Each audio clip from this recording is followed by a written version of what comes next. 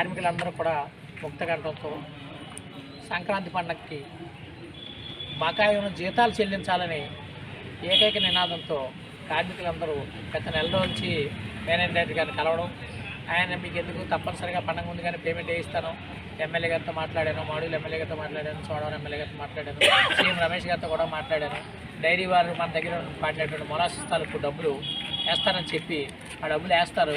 ఆ డబ్బులు వేసిన వెంటనే మన పేమెంట్ జరుగుతుంది, మీకు తప్పనిసరిగా మీ బకాయిలన్నీ మీకు తీరుస్తానని చెప్పి ఎండీ గారు దఫదఫాలుగా కార్మికులందరూ వెళ్ళిన సందర్భంలో చెప్పడం జరిగింది. కానీ పండగ పూట కార్మికులందరినీ పస్తులు ఇచ్చే విధంగా ఆయన ఏదైతే మాట ఇచ్చాడో ఆ మాట నెరవేర్చిన కారణం చేత కార్మికులందరూ కూడా శాంతియుత నిరసన ద్వారా తనకు బాధ ఏదైతే ఉందో, మాకు బకాయి ఉన్న 6 కోట్ల రూపాయలు కనీసం 1 కోటి రూపాయలైనా బకాయి వేసి ఆ పండగ రోజు పస్తులు లేకుండా చేయమని చెప్పి మేము కోరడం జరిగింది. ఇందులో ఏది అన్యాయమైన డిమాండ్ లేవు. న్యాయపరంగా మాకు రావాల్సిన 6.5 కోట్ల రూపాయలు పైబడి బకాయి ఏదైతే కార్మికులు ఉందో అందులో రిటైర్ అయిన కార్మికులకు ఉంది, పర్మనెంట్ కార్మికుల జీతాలు ఉన్నాయి, దినవేతన కార్మికుల జీతాలు ఉన్నాయి, కాంట్రాక్ట్ కార్మికులు ఉన్నాయి, ఈ సీటు కోట కార్మికుల తాలూకు జీతాలు ఉన్నాయి, ఏరియాస్ ఉన్నాయి, ఇవన్నీ కూడా ఉన్నాయి. కాంట్రాక్ట్ కార్మికులు అయితే 2.5 సంవత్సరాల పైబడి బకాయిలు ఉన్నాయి.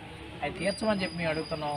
దానికి సంబంధించి మేనేజ్మెంట్ కానీ రాజకీయ నాయకులు కానీ ఫ్యాక్టరీని కాపాడుకోవాలి, ఆదుకోవాలనే దృక్పథం ఉన్న పెద్దలందరూ కూడా దయచేసి పెద్ద మనసుతో ఫ్యాక్టరీ మీద బుర్రపెట్టి మన ప్రాంతంలో ఉన్న ఏకైక పరిశ్రమ మునిగిపోకుండా, కలుపు లేకుండా, మూతపడకుండా ఉండేలా చూసి కార్మికులకు తరపు కష్టాలని గుర్తించి న్యాయం చేయవలసిందిగా కోరుతున్నాం.